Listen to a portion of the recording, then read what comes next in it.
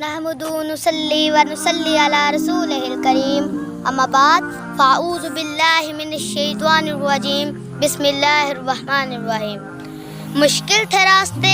آسان ہو گئے، مشکل تھے راستے آسان ہو گئے، دشمن یہ دیکھ کے حیران ہو گئے۔ رکھا میرے نبی نے دنیا میں جب قدم، رکھا میرے نبی نے دنیا میں جب قدم، پتھر بھی کلمہ پڑھ کر مسلمان ہو گئے۔ میرے معزز استاذہ کرام اور میرے ہم مکتب ساتھیوں، السلام علیکم۔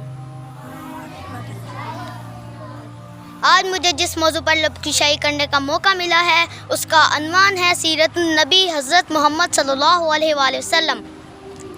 دنیا میں ہر طرف اندھیرا ہی اندھیرا تھا، صدر علی وقار چاند تھا لیکن بے نور سا، تارے تھے لیکن بجھے بجھے سے، آفتاب تھا لیکن ڈوبا ڈوبا سا، عقلوں پر پتھر پڑے ہوئے تھے، دل اجڑے اجڑے ہوئے تھے، خزانے بہاروں کو لوٹ کر ویراں کر دیا تھا کہ اچانک میرے پیارے نبی کی آمد ہوئی، جنہیں رحمت للعالمین بنا کر بھیجا گیا۔ وہ رحمت للعالمین جس کی انگلی سے صحرا میں چشمے پھوٹتے ہیں، وہ رحمت للعالمین جس کے بیٹھنے سے بیمار اونٹنی صحت یاب ہو جاتی ہے، وہ رحمت للعالمین جس کی برکت سے سوکھے ہوئے شجر سرسبز اور شاداب ہو جاتے ہیں، وہ رحمت للعالمین جس کے اوپر بادل اپنا سایہ کرتا ہے، وہ رحمت للعالمین جس کے پسینے عطر سے خوشبو کے خزانے فضاؤں کو مہکاتے ہیں،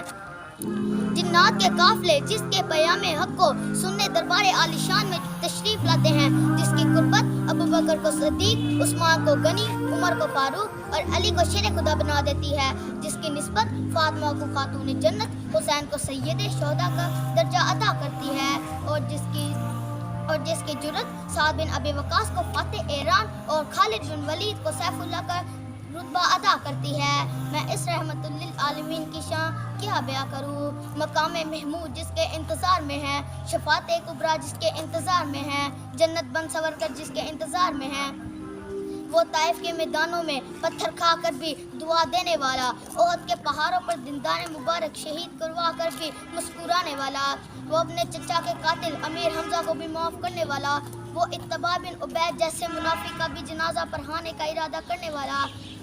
وہ مکہ فتح کر کے عام معافی کا اعلان کرنے والا، میرے رب جس کی زلفوں کی قسمیں اٹھائے، میرے رب جس کے شہر کی قسمیں اٹھائے، جسے میرے رب کبھی حبیب کہے، کبھی خلیل کہے، کبھی طٰہٰ کہے، کبھی یاسین کہے، کبھی مدثر کہے، کبھی مزمل کہے۔